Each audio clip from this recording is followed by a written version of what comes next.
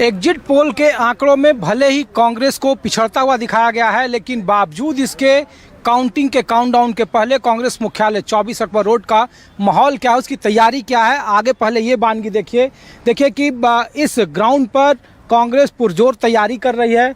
उसके मुख्यालय के बीचों बीच मैदान में यहाँ पे टेंट तंबू लगने शुरू हो गए हैं। बड़े बड़े आपको एसी और कूलर दिख रहे हैं, जिससे कि इस तपती दोपहरी में निजात मिल सके और यहाँ कार्यकर्ताओं को, उनके नेताओं को एक अलग तरीके की व्यवस्था मिल सके। और ये तैयारी है। इसका मतलब कि जो कांग्रेस और एनडीए अलायंस बार बार कह रहा है कि 295 सीटें कम से कम वो जीतेगी, हालांकि एग्जिट पोल के जो आंकड़े हैं, दावे हैं, उसके मुताबिक उसमें उसे पिछड़ता दिखाई दे रहा है। बावजूद इसके यहाँ कांग्रेस के कार्यकर्ता जुटना शुरू हो गए हैं और इसलिए माहौल दिखा रहा हूँ आपको। और ये देखिए कि मोहब्बत की दुकान लेके घूम रहे हैं भाई साहब आप। हाँ जी, नफरत के बाजार में मोहब्बत की दुकान। कहाँ से हैं आप? पटियाला पंजाब। तो पटियाला पंजाब में तो इस बार भारतीय जनता पार्टी को 4 सीटें दे रहे हैं लोग एग्जिट पोल के आंकड़े को। आप लोग यहाँ ऐसी तैयारी है, कूलर है, एसी है, तो एग्जिट पोल के आंकड़े और पंजाब का ग्राउंड, आप लोगों का मत क्या कंट्राडिक्शन है? आप लाइन एक है। सुनिए बात, 29 में भी एक नहीं आएगी। अब को तो छोड़ो, बीजेपी को 29 में भी एक सीट नहीं आएगी। बोलने को तो उनका चैनल है, उनके प्रवक्ता है, जो मर्जी बोली जाए, कोई सीट नहीं आएगी। नहीं, हम लोग एग्जिट पोल जो दिए हैं आंकड़े। चल हो जा शुरू।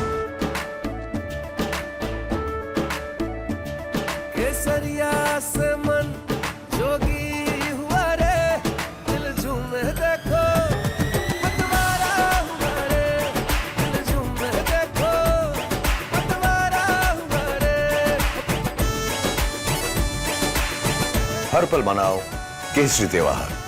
विमल बोलो जुबान केसरी। जी, और ये जो कहा जा रहा है, जब नतीजे आने शुरू हो जाएंगे तो राहुल गांधी जो बोल रहे हैं खटाखट खटाखट, ये सब जो चीज़ें चली चुनाव में जी, तो क्या पंजाब का जो आंकड़ा है एग्जिट पोल का और जो आप लोगों का है, कांग्रेस का वहाँ है, क्या उसमें क्या अलगाव है, क्या फ़र्क है, क्या कंट्राडिक्शन है?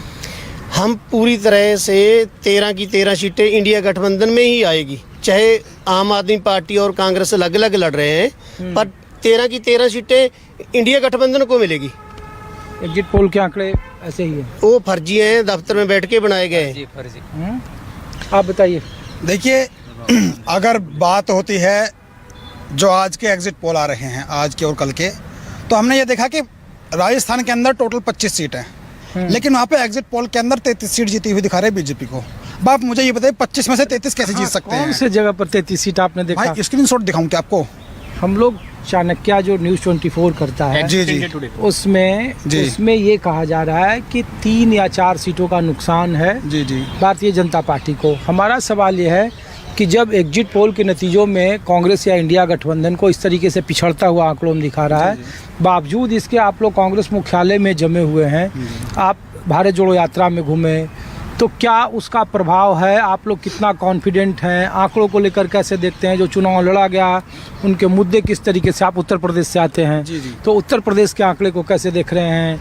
खास करके पश्चिमी यूपी में आरएलडी बीजेपी के साथ चली गई, तो किस तरीके से, हम लोग ये पूछ रहे हैं। देखिए, रही बात आरएलडी की, अगर आरएलडी बीजेपी में गई है तो उसके जो बिरादरी के लोग थे जो कहते कि जाट समुदाय की ये आरएलडी है, तो जाट समुदाय आरएलडी से खफा हो चुका है और वो साथ आ चुका है इंडिया अलायंस के।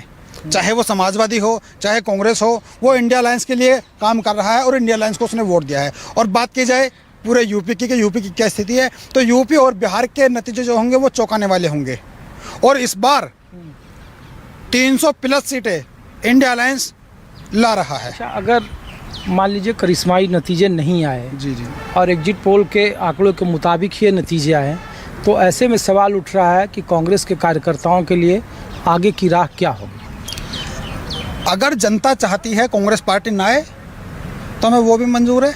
हम कुछ अच्छा करेंगे जो हम आम आदमी को अपनी तरफ ला सके या अपनी तरफ उन्हें आकर्षित कर सके, कुछ अच्छा करेंगे। अगर पब्लिक को ये बात पसंद नहीं आ रही है, राहुल जी ने भारत जोड़ो यात्रा की है, भारत जोड़ो यात्रा एक ऐसी यात्रा रहेगी जो इतिहास के पन्नों में दर्ज हो चुकी है, और राहुल जी एक ऐसे नेता निकले हैं पूरे विश्व के अंदर जो इतनी लंबी यात्रा उन्होंने पैदल तय की है।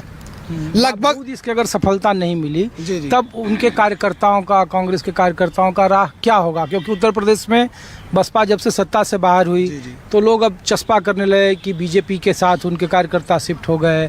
ऐसे में कांग्रेस के कार्यकर्ताओं के लिए सबसे बड़ी चुनौती है कि अगर इस बार के चुनाव में आशातीत आंकड़े नहीं आए तो उनके कार्यकर्ताओं का अगला क्या है? देखिए, राहुल जी ने बोला है कि कांग्रेस पार्टी के जो कार्यकर्ता हैं वो बब्बर शेर हैं और बब्बर शेर कभी हारते नहीं हैं। वो कदम बर कदम आगे बढ़ते रहते हैं और अपनी बुलंदी को छूते रहते हैं। तो ऐसी बात नहीं है कि हम हार मान लेंगे, हम और उससे दुगनी स्पीड से और आगे बढ़ेंगे और उससे दुगनी स्पीड से मेहनत करेंगे। आप कहाँ से भैया? हम संगमनेर, राजपी खुर्दा तालुका संगमनेर जिला अहमदनगर, महाराष्ट्र से हम। अच्छा, महाराष्ट्र से हैं। तो महाराष्ट्र में तो थोड़ा बहुत ठीक नतीजे हैं। ठीक है, हमारे महाराष्ट्र में सरकार बनेगी। अरे इस बार तो दिल्ली में सरकार बनाने की बात है। दिल्ली का है ना, हमारे उद्धव ठाकरे है, शरद पवार जी है, बाला साहब थोरादे, नाना भाऊ पटोले, ये सरकार बनने वाली, कांग्रेस की सरकार बनेगी दिल्ली में। बताइए, आप कुछ बोल रहे थे? गुड़गांव से हम ये बोल रहे हैं कि अब के इतनी मेहनत करी है राहुल जी ने, सारी पार्टियों ने मिलके, अब के भी रिजल्ट नहीं आएगा तो फिर कब आएगा ये बताइए आप? मैं यही पूछ रहा हूँ कि अगर ये बताइए फिर कब आएगा रिजल्ट? अब भी रिजल्ट नहीं आएगा इस तो तरीके के नतीजे नहीं आए, एग्जिट पोल के मुताबिक ही नतीजे आए, तो कांग्रेस के कार्यकर्ताओं के लिए बड़ी चुनौती है, पार्टी के लिए बड़ी चुनौती है कि कार्यकर्ताओं को कैसे जोड़ के रखे। तो कार्यकर्ता क्या सोच रहा है? हम मेहनत करेगा आगे और फिर सरकार बनाएंगी। ये बार सरकार ने हो गए। पहली बात तो ये चुनाव जो हुआ था बहुत ही अलग मुद्दों पे हुआ था। बेरोजगारी, महंगाई, जिस तरीके से भ्रष्टाचारी और जिस तरीके से देश आज जिन हालातों से गुजर रहा है, ये चुनाव उन सब के ऊपर हुआ था। गरीबों के लिए जिस तरीके से राहुल गांधी जी अलग अलग स्कीम लेकर आए, चाहे वो गरीब महिलाओं के लिए 8,500 रुपये महीना हो, चाहे जो पढ़ने वाला युवा हो, अपनी ग्रेजुएशन कंप्लीट करने के बाद एक आपको जो है हर महीने 8,500 रुपये महीने मिलेंगे अप्रेंटिसशिप के तौर पर। ये सब चीजें जो है कम से कम जो है आपस में हम सबको जोड़ती हैं, युवाओं को जोड़ती हैं, गरीबों को जोड़ती हैं, और इससे जो कहीं ना कहीं जो हम सबको जो एक साफ दिख रहा है कि आने वाले जो ये पॉलिटिक्स है, ये कहीं ना कहीं डेवलपमेंट की पॉलिटिक्स है, ये कहीं ना कहीं हम सबको जो आगे विकास की पॉलिटिक्स है। ये भारतीय जनता पार्टी और उनके जो लीडर हैं मोदी जी, वो सिर्फ और सिर्फ पॉलिटिक्स करते हैं बांटने की। उन्होंने देखिए पूरे चुनाव में मुसलमान मुसलमान मुसलमान यही राग जापना शुरू कर दिया। मुश्किल में जैसे मुश्किल में हम करते हैं ना, अरे बाप रे बाप, माई रे माई, मोदी जी मुश्किल में करते हैं मुसलमान मुसलमान मुसलमान। तो कहीं ना कहीं उनके मन में भी ये चीज है कि मेरा मसीहा जो मुसलमान है, इस देश में अगर मुसलमान नहीं होते तो भारतीय जनता पार्टी और उनकी जो राजनीति कभी भी जो है चमकती नहीं। ठीक है, ये बात तो पहली बात क्लियर है। लेकिन आज के मुसलमान, इस बार तो चुनाव भी नहीं हुआ हिंदू मुसलमान पर। इस बार मोदी जी ने फुल यूज करा है मुसलमान मुसलमान करके, लेकिन इस बार बरगलाने में जनता नहीं आई। जनता को पता, बीते 10 सालों में जिस तरीके से महंगाई बढ़ी, आप देखिए ना, कल एग्जिट पोल आए, 2 रुपए अमूल के दूध पे बढ़ गए, 5% जो आपका जो है रोड पे जो आप टोल प्लाजा पे टैक्स देते हैं उस पे बढ़ गया। तो अभी सिर्फ एग्जिट पोल सस्ता क्यों करा उन्होंने? अभी सिर्फ एग्जिट पोल के नतीजे आए हैं। लेकिन अगर भारतीय जनता पार्टी जीतती है तो मेरे ख्याल में जो पिछले 10 साल हैं उससे भी ज्यादा मुश्किल दौर में हमारी भारत की जनता ये अगले 5 साल गुजारने वाली है। इसलिए हम सबको पहले से इतना मालूम था कि हमें सोच समझकर अपना वोट जो है सिर्फ और सिर्फ ऐसी पार्टी को देना है जो कि भारतीय जनता पार्टी को न केवल हराए बल्कि बहुत बड़े वोटों से हराए। तो कौन सा जिला से हैं आप? जिला मुरादाबाद, यूपी 244001। जी बाकी जी मुरादाबाद का जो वहाँ वोटर का सेंटिमेंट है और जो एग्जिट पोल के नतीजे हैं, क्या आपको लगता है उसमें कंट्राडिक्शन है या देखिए जैसे आंकड़े बहुत बड़ा कॉन्ट्राडिक्शन है? क्योंकि जिस तरीके से भारतीय जनता पार्टी की सीट दिखाई है कि केवल 72-73 के आसपास सीट दिखाई यूपी में आ रही हैं। 8-10 सीटें तो मेरे मुरादाबाद से जो आसपास की सटी लोकसभा में गठबंधन को वहीं मिल रही हैं, चाहे मुरादाबाद हो, संभल हो, अमरोहा हो, रामपुर हो। ये कई सारी सीटें तो ऐसी है जो भारतीय जनता पार्टी का कहीं दूर दूर तक नाम और निशान नहीं रहता। तो केवल इन्हीं 4-5 एरिया से जो भारतीय जनता पार्टी सीट जीतने वाली है, बाकी पूर्वांचल। लेकिन रामपुर देखो, बाई इलेक्शन में भारतीय जनता पार्टी जीत गई, मुजफ्फरनगर भारतीय जनता पार्टी के पास, मेरठ भारतीय जनता पार्टी के पास, संभल एक पिछले बार बीएसपी साथ में थी, इस बार सपा और कांग्रेस से बीएसपी भी इस बार साथ में। हर बार भारतीय जनता पार्टी की एक ही नीति रहती है कि जहां पे मुस्लिम वोटर है वहां पे मुस्लिम वोट ना डलने दिया जाए।